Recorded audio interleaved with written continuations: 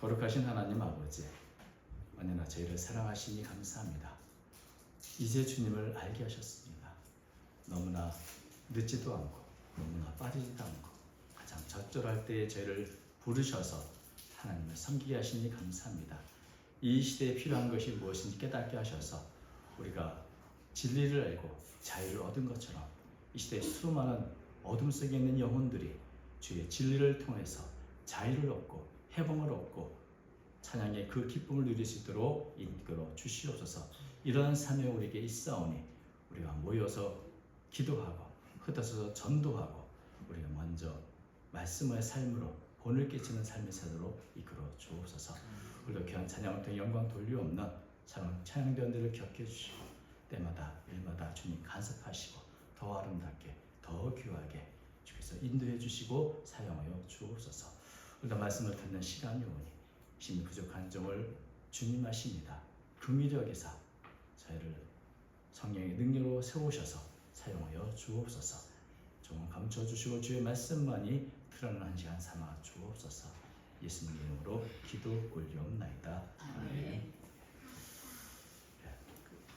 성경에 보면 이 참 애정, 사랑과 미움의 관계로 이렇게 참 복잡한 관계에 있는 한 사람이 있습니다. 쌍둥이, 가장 가깝지만 그러면서 늘 갈등과 다툼이 끊이지 않았던 이 야곱과 에서 있죠. 그런데 그 야곱과 에서의 그 후손들인 이스라엘 백성과 에돔 족속도 보면은 그 에서와 야곱처럼 그렇게 편안한 관계가 아니고 늘 이 다툼과 갈등이 있어 왔습니다. 특별히 에돔은 장자권을 빼앗긴 예수처럼 늘 이스라엘에 대해서 못마땅해 하고 적대시하고 괴롭혀왔죠. 그래서 에돔은 정말 가장 가까운 친조라고 부를 수 있는 이스라엘과 가까이 하기보다는 오히려 모압, 암몬 이렇게 이후 다른 나라를 신뢰하고 있었던 것을 보게 되면서 여호사밧 시대에는 이 모압과 암몬과 동맹을 맺고 이 이스라엘을 공격해 오기도 했습니다. 그런데 이스라엘이 이제 바벨론에 의해서 멸망을 당할 때 에돔은 어떤 느낌이었을까요? 도와주지 않았고 당연히 그 멸망하는 걸 보면서 즐거워하고 조롱했습니다. 참 즐겁다. 그래서 시편의 137편 7절 보면 이런 구절이 있죠. 여호와여 예루살렘이 멸망하던 날을 기억하시고 에돔 자손을 치소서. 그들의 말이 헐어버리라 그 기초까지 헐어버리라 하였나이다. 그러니까 바벨론이 와서 예루살렘을 멸망시킬 때 에돔의 마음이 어떻다고요? 야, 헐어버려라 기초까지 다 헐어버려라 이러면서 조롱하고 약탈하는데 같이 동참했던. 그래서 이런 죄들 때문에 하나님께서는 선지자를 통해서 이런 에돔에 대한 심판을 선포하셨습니다. 그래서 우리 성경 보면 특히 선지서 아모스, 에스겔서, 오바댜서, 특히 오바댜서는 전체가 다 에돔에 대한 심판의 메시지가 기록되어 있죠. 오늘 본문은 이 이사야서에 나오는 짧은 에돔에 대한 경고의 내용입니다. 그래서 그런데 이 에돔의 심판이 우리가 무슨 상관이 있는가? 잘 들어보시면 상관이 있습니다. 자, 11절 말씀 보면 이렇게 되어 있죠. 두마에 관한 경고라. 이 두마가 어딘가? 많은 분들이 이런저런 해석을 하지만 그 뒤에 보면 사람이 세일에서 나를 부르되, 세일이라는 지명이 나오죠. 세일이 바로 에돔 족속이 거주하는 지역입니다.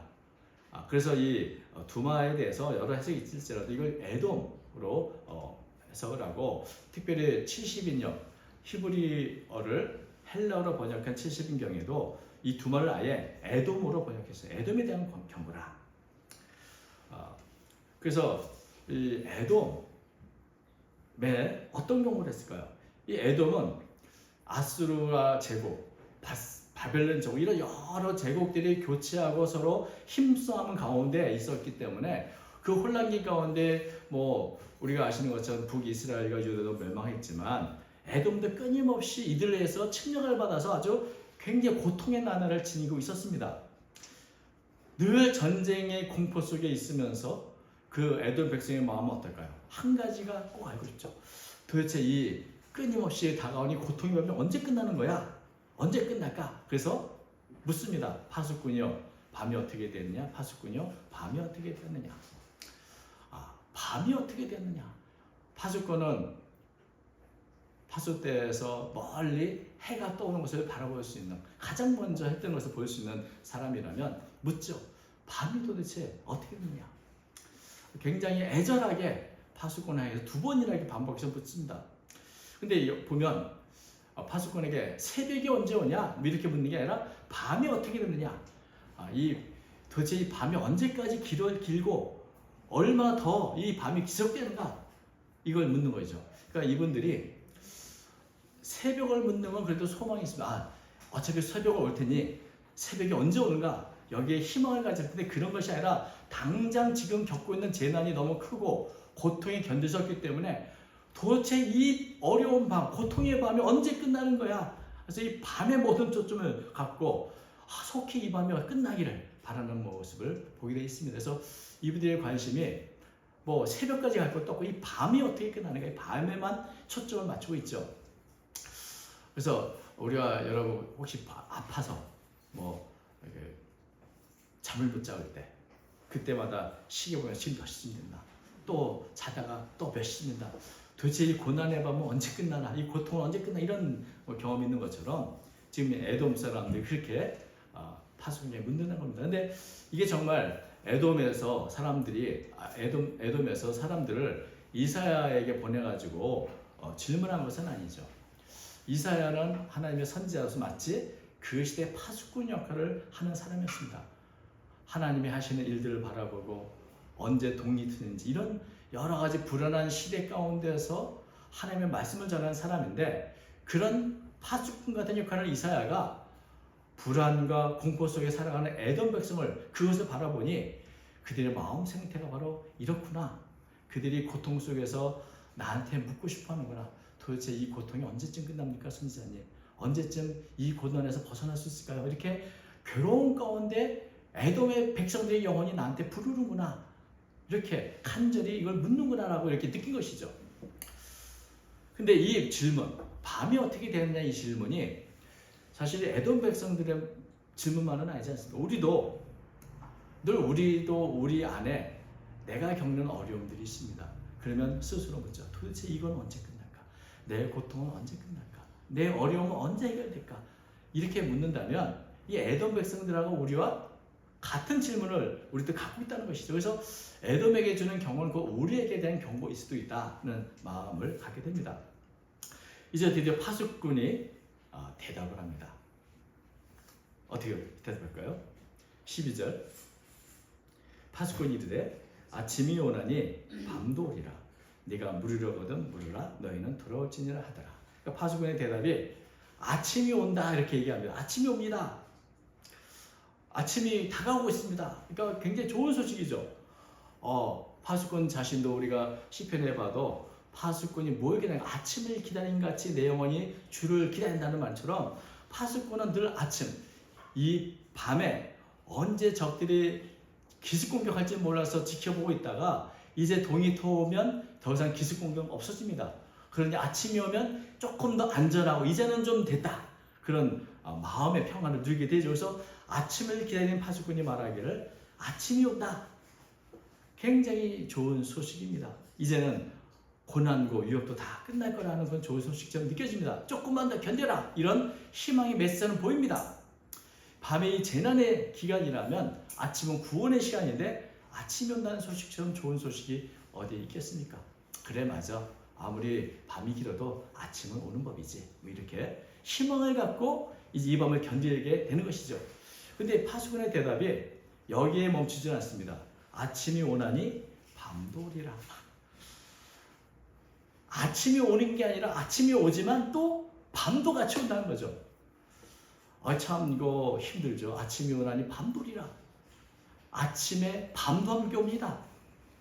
희망과 기쁨이 가득한 아침만 오면 좋겠는데 그 아침이 바로 끝나기도 전에 다시 재난과 슬픔이 깃든 밤도 같이 곧 올 겁니다, 이렇게 얘기합니다. 근데 이 구절을 우리가 잘 아시는 마틴 루터는 이렇게 번역했습니다. 아침이 와도 여전히 밤일 겁니다. 이렇게 얘기합니다. 아침은 왔는데 여전히 밤이에요. 아침이 오는 것처럼 보이지만 또다시 밤이 됩니다. 이게 뭐 물리적인 아침의 밤이 아니라 정말 우리가 있는 교난의 시간들이 끝나지 않는다는 것을 말하는 거죠. 곧 끝날처럼 보였으나 다시 또 고난이 시작됩니다. 이런 얘기입니다. 기대했던 희망이 없고 달라지는 것은 없을 겁니다. 이런 고백을, 이런 말을 바스군이 합니다. 그래서 에돔 사람들은 우리도 그렇지만 확실하게 그것은 언제 몇 달 며칠에 끝나니 걱정하지 마, 좀 더 견뎌봐, 좀 될 거라고 그런 명확한 대답을 기대했는데 바스군 하나님의 선지자의 대답은 에돔에 대해서 아주 굉장히 불확실하게 아침이 옵니다. 그런데 밤도 와요. 굉장히 미래에 소망이 없는 뭔가 불확실한 이런 말씀을 하시는 거죠. 근데 이것을 나중에 우리가 이미 다 시간이 흘러서 에돔이 어떻게 됐는가를 보면, 여러분, 에돔이 지금 고통을 당하는 것은 아수르 때문에. 그런데 그 아수르가 사라진 건 누가 옵니까? 바벨론이 와서 또 학살하고 괴롭힙니다. 바벨론이 멸망을 하니까 이제 좀 되겠다고 싶었더니 누가 옵니까? 페르시아가 압제를 계속해서 하죠. 페르시아가 멸망하면 누가 옵니까? 그리스가 와서 끝없이 에돔에 압제하고 고통은 끝나지 않습니다. 그러니 아침이 오지만 밤이 된다는 이 바스군의 말이 정말 에돔의 미래와 딱 맞는 표현이었던 것이죠. 그리고 이제 또 말합니다. 네가 물으려거든 물으라, 너희는 돌아올지니라 하더라. 네가 물으려거든 물으라. 이것은 네가 바스군이 밤이 어떻게 됐냐 묻고 또 물어봐도 대답은 똑같을 거다, 이런 얘기죠. 묻고 또 물어봐. 아무리 물어도 에돔에는 소망이 없어. 아침에 오겠지만 밤도 같이 올 거야. 밤 같은 아침이야. 이런 얘기를 계속 하는데, 여러분, 그렇다면 에돔에게는 정말 소망이 없는 것을 지금 말하는 것일까요? 뭐 그렇게 볼 수도 있습니다만은, 우리가 이런 에돔의 어떤 상황을 우리와 좀 이렇게 비교해 보면, 우리는 늘 요 고비만 넘으면 괜찮을 거야라는 희망을 갖고 늘 살아갑니다. 어려움이 와요. 그런데 어려움이 시간이 해결해 줄 거야. 그런데 계속 그 기대했던 것처럼 그 문제가 끝나면 또 다른 문제가 산 넘어 산이요 고개 넘어 고개가 더 우리를 기다리는 게 바로 우리의 모습이 아니겠는가? 밤이 오면 언제 아침이 오냐 기다리고, 아침이 오면 또 밤이 올 텐데 두려워하는, 이게 바로 이 반복되어 살아가는 게 우리의 인생의 일반적인 모습이 아닌가? 그래서 밤이 와도 고통스럽고, 밤이니까 고통스럽고, 아침이 와도 마음이 평안하지 못한 그런 모습이 인생의 모습이 아닌가, 이런 생각을 하게 됩니다. 그래서 아마도 불교에서 뭐 사는 게 다 그런 거야. 아침이 오면 또 밤이 오고, 밤이 오면 또 아침이 오는 거지, 이렇게 말할지 모르지만 성경에서는 그것을 정상적이지 않은 모습이라고 말합니다. 왜냐하면 이런 상황, 아침이 오면 밤이 두렵고 밤이 오면 아침을 기다려, 이런 상황은 사실은 정상적이 아니라는 겁니다. 왜냐하면 모세가 신명기 28장에 하나님을 따를 때 어떤 축복이 오고 또 하나님을 떠날 때 어떤 저주를 받는가에 대한 기록 중에 하나님을 떠나고 말씀을 따는 어떤 저주를 겪게 되는가, 28장 67절 이렇게 합니다. 신명기 28장 67절, 내 마음의 두려움과 눈이 보는 것으로 말미암아 아침에는 이르기를 저녁이 되었으면 좋겠다 할 것이요, 저녁에는 이르기를 아침이 되었으면 좋겠다 하리라. 이게 정상적인 게 아니고 하나님을 떠난 사람들 마음에 평안이 없고 두려움이 가득하니 아침이어도 두렵고 저녁이어도 두려우니 저녁에는 아침이었으면 좋겠다 그러고, 아침은 저녁이 잘 빨리 왔으면 좋겠다, 이렇게 얘기하는 그런 평안이 없는 삶을 살아가는 것, 그것이 바로 하나님을 떠난 자들의 모습이요 삶이라는 것을 말해주고 있는 겁니다. 에돔은 평안을 누리지 못할 것이다. 아침이 와도 삶이 변하지 않을 것이고 여전히 어둠이 떠나지 않을 것이다. 그 근본적인 원인이 뭔가? 너희가 하나님을 떠나 있기 때문이다. 이걸 말하는 겁니다. 하나님을 의지할 백성들이 하나님의 통배행국을 의지하고 있기 때문이다. 하나님의 물어야 할 것은 내가 어떻게 하면 하나님 앞에 올바로 살 수 있습니까? 라고 해야 되는데 묻는 게 뭡니까? 어떻게 고통이 떠나는가? 이것만 묻고 있으니 되겠네 하는 것이죠. 그러므로 뭐라고 말해요? 너희는 돌아올지니라 이렇게 말합니다. 그들의 미래가 불확실한 이유가 뭡니까? 왜 하나님은 그들에게 명확하게 걱정하지 마라. 밤은 지나고 기쁨이 아침에 온다고 말씀하지 않는 것일까요? 왜냐하면 하나님을 의지하지 않는 한 명확한 그런 소망은 없습니다. 하나님의 소망의 근원이요 소망의 원천인데 하나님을 떠나서 맞이하는 아침은 밤이 함께 오는 아침 맞을 수밖에 없기 때문에 그런 것입니다. 세상의 어려움과 시련, 불안과 걱정, 아침이 와도 늘 그런 두려움과 걱정에서 절망에서 벗어날 수 없을 것이기 때문에 늘 불확실한 현상뿐 아니라 불확실한 마음으로 살아갈 수밖에 없는 것이 바로 하나님의 떠난 사람들의 모습인 것을 말해주고 그것이 바로 에돔의 모습이고 문제였던 겁니다. 그렇다면 근본적인 문제 해결이 뭡니까? 하수근이 말하기를 너희는 돌아올지니라 이렇게 말합니다. 이 너희는 돌아올지나 이 구절이 제가 좀 여러 번역본을 보고 또 본문도 보고 하면서 두 가지로 이게 해석되고 번역되는가를 보았습니다. 하나는 앞구절에 궁금한 것이 언제 물어보라고 그랬죠. 그러니까 궁금한 것에서 또 다시 돌아와서 물어라 이렇게 해석하는 경우가 있습니다. 그래서 공동번역 같은 건 그렇겠죠.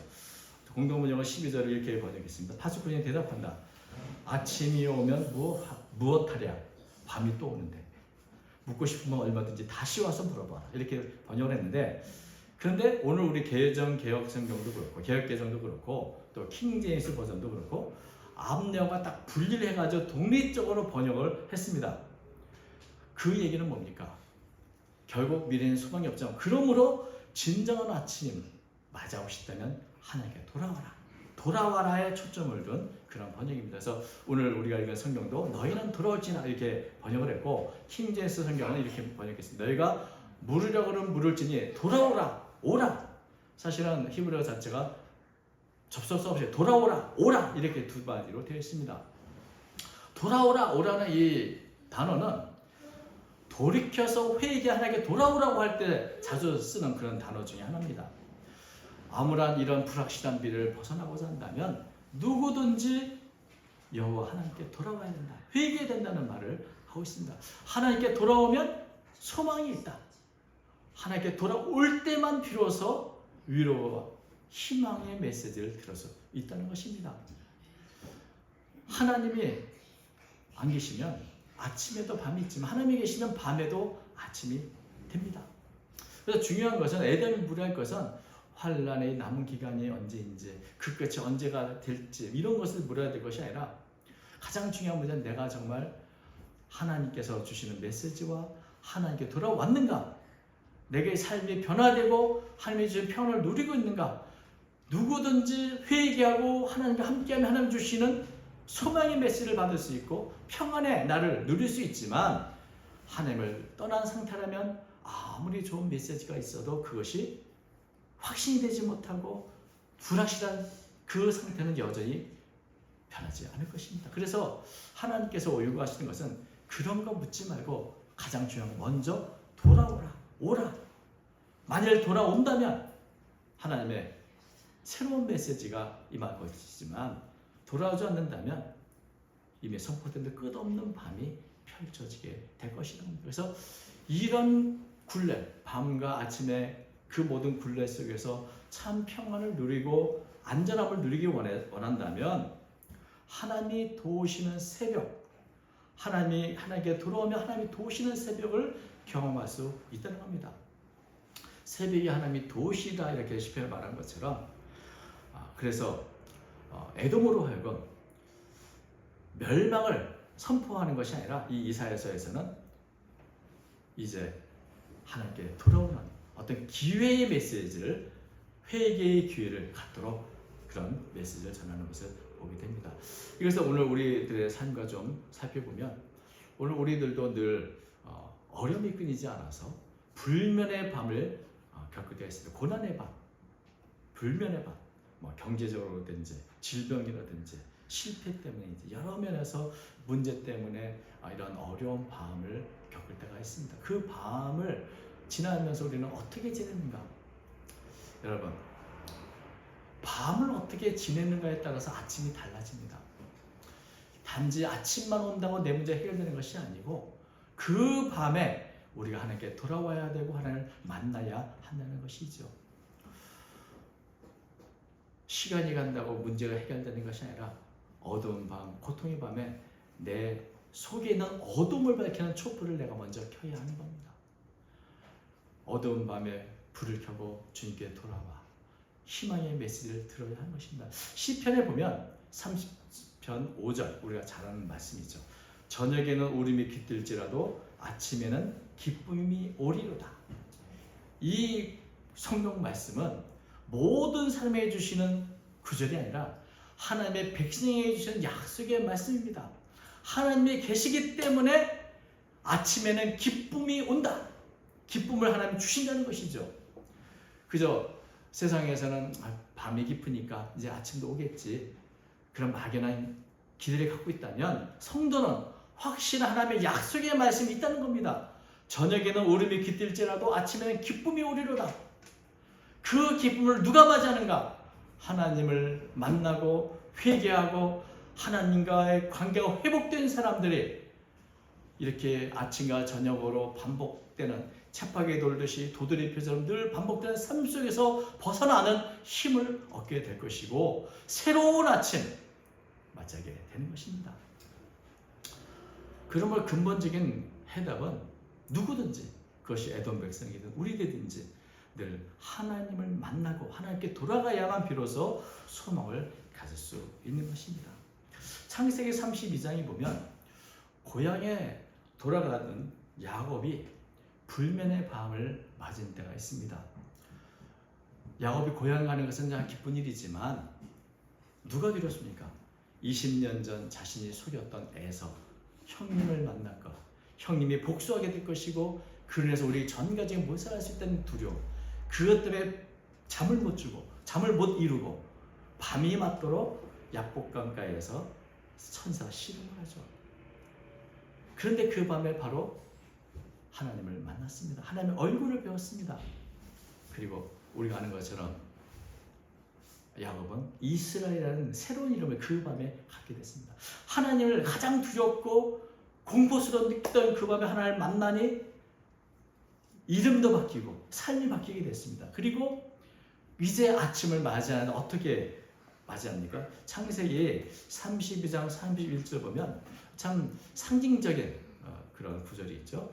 그가 분예를 지날 때 해가 돋았고 그의 허벅대를 말미암아 젖었다.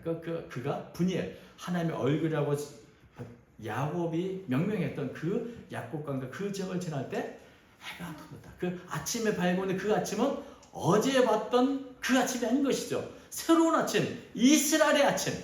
이제는 야곱이 아니라 이스라엘의 아침으로 새로운 시대의 아침을 맞이하는 모습이죠. 그래서 그가 분예를 지날 때 해가 돋았다. 참 분예의 해가 돋을 때 이제 야곱은 인생의 진정한 아침을 맞이하는 것을 우리에게 보여줍니다. 또 사도행전 16장에 보면은 사도 바울도 억울하고 고통스러운 잠을 못 자는 그런 밤을 지날 때가 있었습니다. 아시는 것처럼 빌립보에서 귀신 들린 여종을 보여줬는데 그것 때문에 억울하게 매를 맞고 감옥에 갇혔습니다. 여러분, 착하고 선한을 했는데 매를 맞았어요. 감옥에서 아주. 그리고 감옥에 또 갇혀. 얼마나 억울합니까? 얼마나 또 맞은 자는 고통스럽겠습니까? 그런데 그 밤을 바울은 어떻게 보냅니까? 원망하고 불평하고 보낸 것이 아니라 사도행전 16장 25절 한밤중에 바울과 실라가 기도하고 하나님을 찬송하며 제수들이 그 밤을 하나님을 찬양하며 하나님을 바라보며 기도하며 맞이하고 있던 것이죠. 그 고난과 억울함 가운데서도 우리가 아는 것은 그 밤에 하나님이 도우셔서 지진이 일어나고 그 밤에 죄를 짓겠던 간수들이 어떻게 돼? 간수가 이런 모든 과정을 통해서 결국 어떻게 되면 구원을 받고 온 가정의 세례를 받는 구원을 받는 밤이 되었습니다. 가장 힘들고 고통스러운 밤이 구원의 밤이 되겠죠. 누군가의 구원의 밤이 되었고 이제 그리고 새로운 아침을 맞이합니다. 그래서 사도행전 16절 35절 이렇게 되십니다. 날이 새면 이 아침이 밝은 것이 상관들이 부활해 보면 이 사람들 높게 노라다. 그러니까 밤에는 고통스럽겠지만 그 하룻밤 사이에 하나님께서 역사하셨고 이제 날이 새면서 이 아시는 것처럼 바울과 실라는 풀려나게 되고 오히려 그들에게 사과를 받고 떠나는 그런 일들이 있는 거 보면 이 밤이 있지만 그 밤을 어떻게 지내는가에 따라서 아침이 달라질 수 있다. 여러분 어둠이 와서 고통을 지나지만 아침이 와도 우리의 마음이 새로워지고 하나님 만나지 못한다면 그 아침은 또다시 밤을 맞이할 수밖에 없는 아무런 의미가 없는 아침이 될 수도 있습니다. 아침이 와도 여전히 밤과 같은 아침이죠. 그러나 시련의 밤, 고통의 밤을 지날지라도 내가 하나님을 만나고 하나님이 함께 하시면 위로와 소망을 가질 수 있습니다. 내가 지금은 울지만 아침에는 기쁨이 온다. 이런 하나님의 놀라운 약속을 붙잡을 수 있는 것이죠. 어둠함에 지난 성도들이 혹시 여러분 가운데 있다면 야곱처럼 하나님과 신도하고 바울처럼 하나님을 바라보고 찬양한다면 하나님이 주시는 희망의 메시지 아침에는 기쁨이 오리라. 이제는 우리의 삶이 변화되리라는 그런 새로운 힘과 능력을 우리는 공급하게 되는 줄로 믿습니다. 어두운 밤에서도 빛나는 소망으로 찬양하며 살아가는 저와 여러분 되시기를 주님의 이름으로 축원드립니다. 기도하겠습니다. 거룩하신 하나님 아버지, 에덴에게 주셨던 경고가 곧 우리에게 주시는 경고인 줄로 믿습니다. 아침이 오고 시간이 흘러가고 해결되지 않는 우리의 문제들이 있다면 먼저 하나님을 찾게 하시고 하나님을 만나게 하시고 야곱처럼 바울처럼 하나님이 주신 새로운 그 밤을 맞이하도록 이끌어 주옵소서. 희망이 있는 아침, 기쁨이 있는 아침을 우리 모든 성도에 허락하여 주시고 이 아침 영원히 변하지 않는 진정한 아침이 우리를 찾아오도록 인도하여 주옵소서. 어둠이 끝나고 이제는 영원한 아침이 우리를 기다림을 깨닫게 하셔서 늘 주 앞에 기쁨과 감사와 찬이 넘치도록 우리의 삶을 변화시켜 주옵소서. 특별히 고난과 고통 속에 울부짖는 성도들의 마음을 아시오니 주여 격하여 주시고 문제를 해결해 주시고 소망의 아침을 허락하여 주옵소서. 우리 주 예수님의 이름으로 기도 올려옵나이다. 아멘.